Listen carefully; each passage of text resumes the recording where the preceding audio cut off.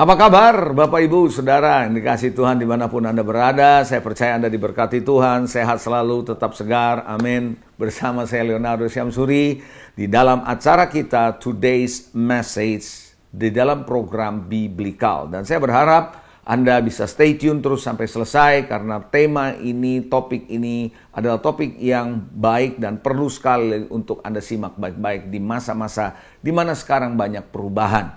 Saudara, bukankah kita ini ada disebut sekarang sebagai era perubahan, era disrupsi, perubahan yang mendadak, perubahan yang mengejutkan. Dan perubahan-perubahan ini banyak membuat orang pada akhirnya gugup, khawatir, takut, gimana ya ke depan. Nah, saudara yang dikasih Tuhan, apakah benar perubahan-perubahan ini memang membuat kita sebagai anak-anak Tuhan terutama, saudara, harus mengikuti tren atau arahan dari yang namanya perubahan? Nah, tema saya yang saya mau bagikan hari ini justru bukan tema perubahan di era perubahan, tapi saya bicara soal berani untuk tidak berubah, berani tidak berubah atau dare not to change. Nah, saudara yang dikasihi, tahukah saudara nasihat-nasihat yang sekarang berkembang di sosial media, para pakar berkata bahwa kita harus terbuka dengan dan menerima perubahan. Salah nggak? Nggak salah juga, memang ada hal-hal tertentu yang kita mesti berubah. Metode berubah, cara kerja berubah, teknologi mengubah, fine, that is okay. Dan dikatakan juga bahwa nasihat berkata kita harus berani berubah. Jangan takut dengan perubahan. Benar nggak? Ada benarnya. Tetapi saudara yang dikasih Tuhan, kita perlu hati-hati dengan jargon seperti ini, saudara. Tapi saudara, justru orang-orang yang merasa takut, khawatir, mengalami ketidakpastian, dengan jargon seperti itu, sadar tidak sadar, kita ini dipaksa atau kita ini didorong, dikondisikan sebagai manusia termasuk orang Kristen harus ikutin perubahan. Nah, saudara, pada suatu ketika saya waktu lagi ada saat teduh bersama dengan Tuhan, waktu saya berdoa, saudara, tiba-tiba Tuhan bisa mengingatkan saya bahwa di tengah era perubahan seperti ini, Tuhan ingatkan saya bahwa perlu anak Tuhan, orang Kristen khususnya yang percaya dan berjalan bersama dengan Tuhan, harus berani untuk tidak berubah di era perubahan. Saudara, ini menarik, saudara. Oleh karena itu, saya dorong Anda, kalau Anda sebagai orang percaya, sebagai orang Kristen, Anda tahu kebenaran, Anda ngerti yang namanya destiny dan nilai-nilai kerajaan Allah, Anda harus belajar berani stand firm untuk tidak berubah. Makanya pernyataan tentang berubah ataupun perubahan bisa menimbulkan yang namanya salah ngerti, salah aplikasi. Di dalam Ibrani 13 ayat yang ke-8 firman Tuhan berkata Yesus Kristus tetap sama. Baik kemarin maupun hari ini dan sampai selama-lamanya. Pribadi Yesus tidak berubah, baik namanya karakternya tidak berubah, janjinya tidak berubah, rencananya tidak berubah, kasihnya tidak berubah, kuasanya tidak berubah. Nah, saudara, kenapa saya mengambil ayat ini? Mungkin Anda berkata, ya itu kan Yesus. Ya, tetapi kita sebagai pengikut Yesus harus mengikuti apa yang Yesus katakan loh. Di dalam Yosua pasal 1 ayat 7 kalau Anda baca firman Tuhan, di situ dijelaskan kepada Yosua sebagai seorang yang mengambil transisi kepemimpinan dari Musa. Saudara, di situ dia dikatakan oleh Tuhan untuk dikuatkan. Dia bilang, kuatkan, teguhkan hatimu. Dengan sungguh-sungguh, bertindak hati-hati sesuai dengan seluruh hukum yang telah diperintahkan kepadamu oleh hambaku Musa. Jangan menyimpang ke kanan atau ke kiri supaya engkau beruntung kemanapun engkau pergi. Jadi jangan lupa memperkatakan kitab Taurat. Jadi artinya apa? Tuhan lagi mengatakan bahwa kamu harus konsisten dengan ini. Jangan berubah. Renungkan itu siang dan malam Taurat itu supaya engkau bertindak hati-hati sesuai dengan segala yang tertulis di dalamnya. Sebab dengan demikian perjalananmu akan berhasil dan engkau akan beruntung. Saudara, kenapa Tuhan katakan demikian? Karena di tengah perjalanan dia bisa berubah, saudara. Nah, itulah sebabnya kenapa Tuhan ingatkan Yosua di dalam melanjutkan kepemimpinan Musa menuju ke negeri Kanaan, diingatkan oleh Tuhan untuk tetap stay tidak berubah. Berani mengikuti jejaknya, jejak Musa dan mengikuti rencana Tuhan untuk membawa bangsa Israel masuk ke negeri perjanjian. Ayub di tengah-tengah penderitaannya, dia tidak berubah tuh. Dia berani untuk tidak berubah. Walaupun ngalamin goncangan, walaupun ngalamin disrupsi. Kalau menurut saya disrupsi ini, saudara, ini bukan cuma perubahan-perubahan biasa. Karena tiba-tiba anaknya mati, tiba-tiba ternaknya mati, tiba-tiba dia ngalamin sakit penyakit. Tapi dia tidak berubah. Sementara istrinya ngalamin perubahan dengan perubahan yang dialami, saudara. Nah, oleh karena itu kita perlu hati-hati supaya tetap tidak berubah. Nah, persoalannya atau Hal apa sih kita sebagai anak Tuhan, apa yang perlu nggak berubah nih? Ya, saudara, sekali lagi cara kita berkomunikasi bisa saja berubah. Saudara, cara kita, saudara menyajikan sebuah presentasi bisa saja berubah. Kalau Anda yang ada dalam dunia bisnis, dunia kerja, ya, teknologi ada, bisa berubah. Metode bisa berubah, cara kerja bisa berubah, tapi ada esensi yang tidak pernah boleh ikut berubah. Yang pertama, kalau Anda perhatikan apa saja yang tidak berani untuk tidak berubah, yang pertama adalah fokus. Coba katakan sama-sama saya, fokus. Yes, fokus saudara dan fokus saya jangan berubah.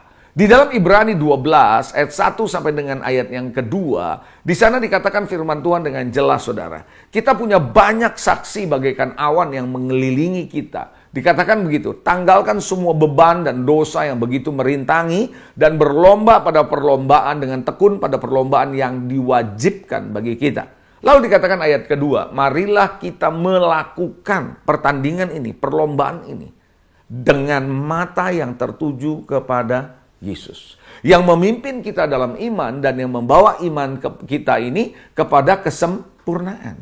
Jadi Bapak Ibu Saudara, saya mau ajak saudara pada hari ini bahwa kita di dalam perlombaan hidup ini, kita perlu tetap fokus. Fokus kepada siapa? Pribadi Tuhan. Fokus kemana? Pada tujuan Tuhan.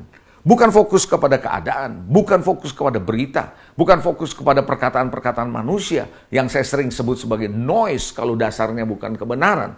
Kita harus fokus kepada Tuhan, perkataan Tuhan, janji Tuhan, fokus ke sana. Bapak Ibu Saudara, apakah fokus Anda juga ikut berubah? Sadar nggak saudara, perubahan-perubahan yang sedang dikumandangkan, nasihat bahwa kita berubah. Kalau kita nggak hati-hati, fokus kita juga bisa berubah. Kita tidak lagi fokus kepada rencana Tuhan dalam hidup kita loh.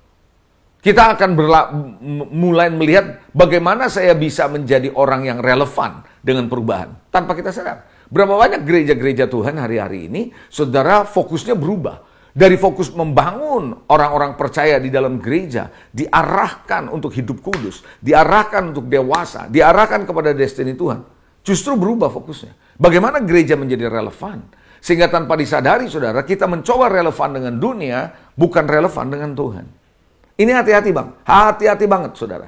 Yang kedua, yang tidak boleh berubah adalah iman dan pengharapan saudara. Di dalam Kolose 1 ayat 27, Rasul Paulus bilang apa sih? Kamu harus bertekun katanya. Dalam iman, tetap teguh dan tidak bergoncang. Dan jangan mau digeser dari pengharapan Injil. Wow, Rasul Paulus bilang begitu. Artinya apa sih? Kita ini bisa bergeser kalau begitu pengharapan kita. Iman kita bisa bergeser kalau begitu. Kenapa? Karena perubahan-perubahan yang sedang terjadi. Memaksa percaya kita, pengharapan kita bukan ke Tuhan. Tapi kepada hal-hal yang ada dalam dunia ini malah kita lebih percaya ke AI gitu loh. Saudara, perkembangan dunia ini semua. Saya nggak mengatakan bahwa perkembangan teknologi, perkembangan dunia itu salah. Bukan itu maksud saya. Kita bisa gunakan tapi kita tidak boleh ngikutin perubahan itu. Iman kita, pengharapan kita bukan pada materi, bukan pada uang, bukan pada teknologi, tapi pada Tuhan. Bahkan saya berani katakan, pengharapan saudara bukan pada doa. No, it's not on your prayer, in your prayer. Pengharapan kita bukan pada doa kita. Tapi pengharapan kita pada Tuhan yang menjawab doa kita.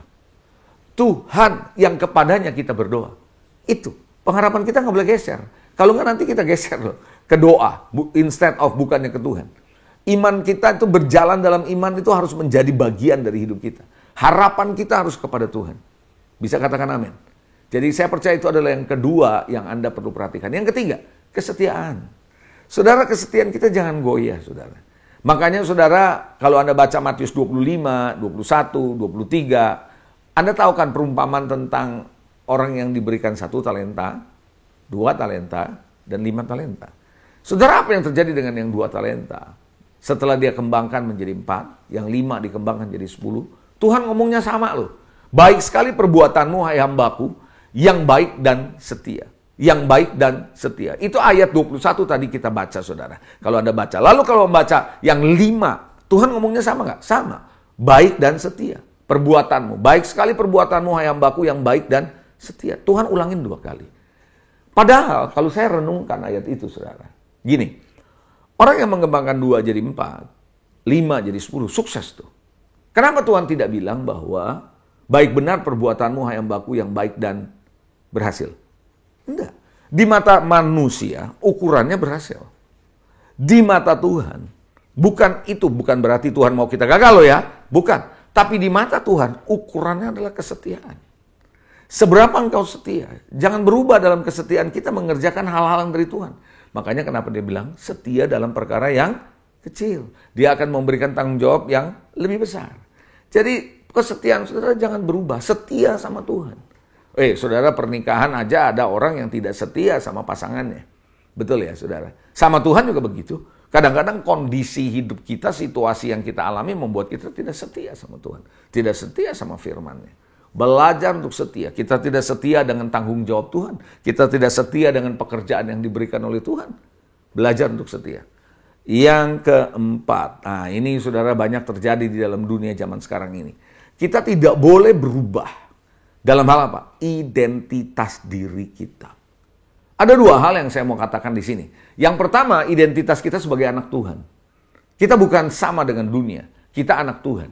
Kita mewarisi DNA Kristus. Hidup kita harus mencerminkan Kristus. Kita tidak boleh sama dengan dunia ini. Kita harus, saudara, menunjukkan bahwa karakteristik Kristus ada dalam diri kita. Jati diri kita bukan orang yang hidup di dalam dosa, tapi adalah orang yang dimerdekakan dari dosa, yang menjauhi dosa. Hal yang kedua dalam identitas ini, saudara, bukankah hari-hari ini banyak orang yang merasa dibebaskan? Kamu pilih aja sendiri, kamu mau jadi apa? Mau laki-laki? Mau jadi perempuan? Atau sekarang ini lebih parah lagi, saudara. Bahkan ada orang merasa dirinya anjing atau kucing, saudara. Bayangkan. Sehingga mereka punya komunitas manusia yang menganggap dirinya anjing. Jalannya kayak anjing. Jalannya kayak kucing.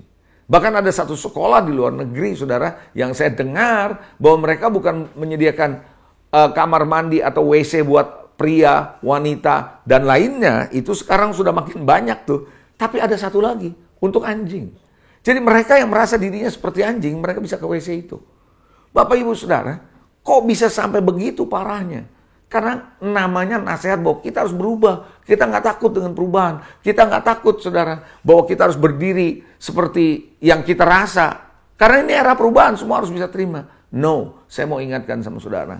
Anak Tuhan tidak selamanya harus berubah. Kita harus berani untuk tidak berubah. Nah karena itu, saudara, saya percaya, saudara, di dalam episode berikutnya nanti Anda bisa nantikan di episode kita selanjutnya. Tuhan Yesus memberkati. See you in the next episode. God bless you.